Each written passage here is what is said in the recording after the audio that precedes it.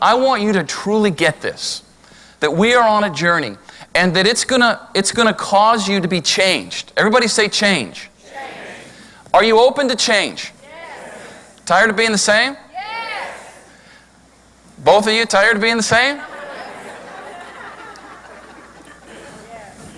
Take your hands, take them out of your pockets, put them in front of you. Do this with your hands. Lock them together. All right, I'm going to give you some instruction. I'm going to see how well you do today to see if you even have the capability to change. All right? So what I want you to do is I want you to reverse the position of your hands. Go ahead and do that. Don't look at your neighbor. No cheating. Just whatever you do is whatever you do. So reverse. Okay. That's neat. All right. Now show the person next to you what you created there.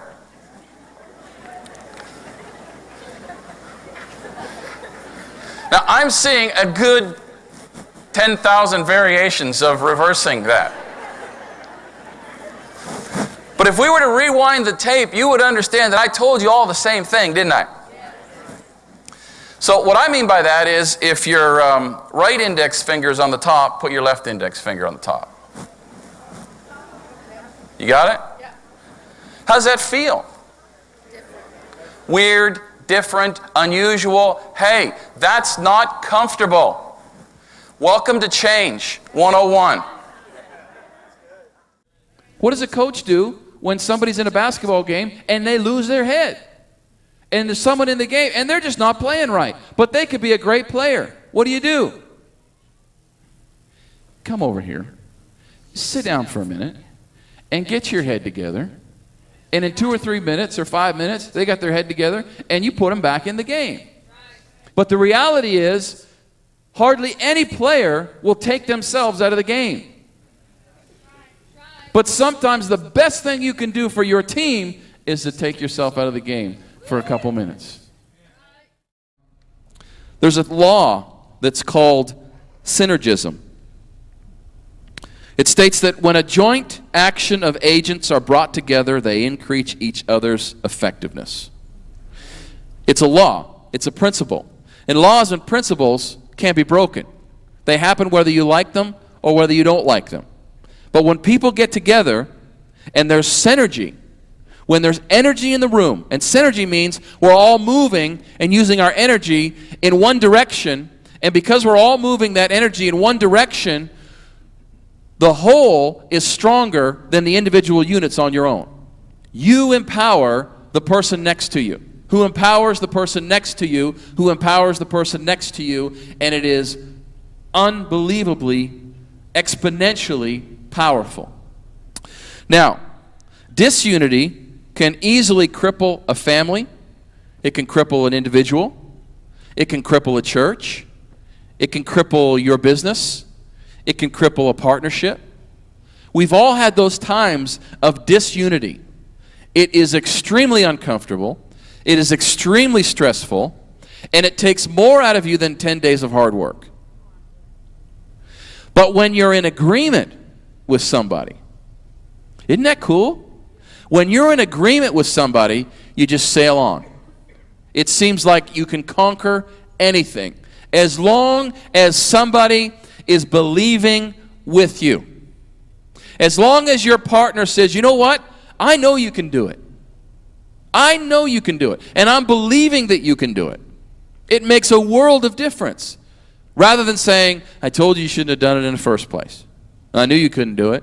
I knew you never. That just eats away and eats away and eats away at our self-esteem, at our ability to walk by faith. We just lose. It's like taking the air out of a balloon.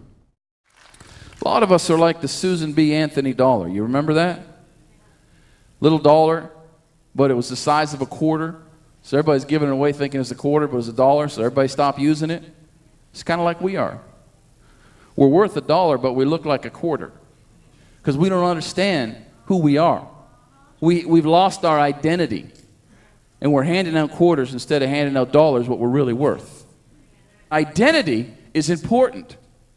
A friend of mine is about to have his daughter married, and he's a pilot, real direct kind of guy, real friendly guy, but everything is kind of in order in his life, and And I said to him the other day, I said, things are going to change.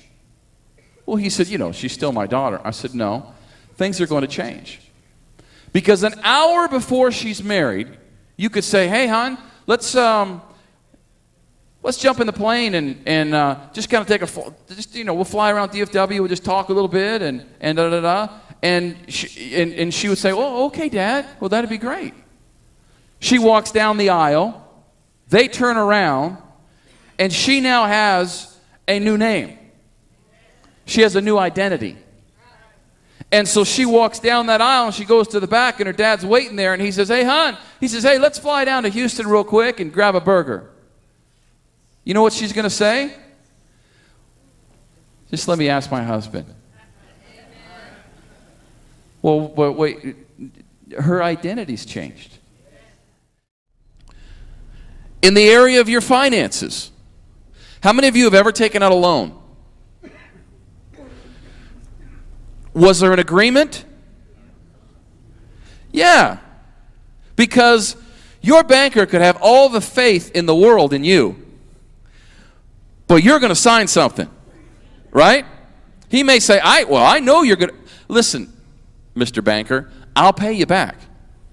Yeah, I know you'll pay me back, but we're going to have a signed agreement saying that you'll pay me back. So he has faith, but without the agreement, you don't get the money. It's the same in a lot of areas of our finance. We have to come in agreement with our partner in how we'll manage our finances. We have to come in agreement with our boss as to what we'll do in order to receive what they'll get. Now, let me ask you a question. Can you come in agreement with yourself? What do you say? Yes? How many yeses and how many yeses? How many no's? How many of you have ever heard a little voice inside you? Let me give you an example of the little voice inside you. You set the alarm clock because you're going to get healthy and you're going to get up at 6 o'clock in the morning and you're going to exercise. And you go to bed and you set the alarm with all intention to get up in the morning and to exercise. And at 6 o'clock, the alarm goes off. Do you have a little conversation with the person in your head? Huh? Come on, you all have had that, right? Oh, I don't know, maybe I'll just sleep. I could start tomorrow. And, I didn't really get to bed on time yesterday. I didn't sleep very well. So I think I'm just going to go ahead and sleep for another hour and start this. You know what? If anybody here have habits? Okay, good or bad, it doesn't matter, right? A habit's a habit. You all think bad habits as I do that. If you have a habit, how did that happen? You started doing it, right? Okay, let's say your habit is getting up at 5 in the morning. That's not a bad habit, right? Wow. If it was my wife waking me up, it would be a bad habit. But let's say you have a habit of getting up early in the morning. You started that habit by coming in agreement with yourself that you were going to get up at that point. And once you did it for a certain amount of time, it became a habit. You don't even think about it. You just do it. So if you want to change that habit, you've got to reprogram how you think. There's authority that goes with that we often shirk and don't take advantage of. The reality is, we need that authority. And there's a difference between power and authority. Anybody ever watch a Cowboys game? The Cowboys, and I know a few of them, they work out and they're strong and they're powerful. And if you were to get hit by one of those guys, but they're not the strongest guys on the field. Who's the strongest one on the field? Skinny little referee with a striped shirt on. Right? Because the cowboy can knock you down, but the referee can kick you out. Not because of his power, because of his authority. Once he puts on that striped shirt, you do what he says. When the whistle blows, you stop. When the whistle blows, you go. Not because of his stature, but because of his authority.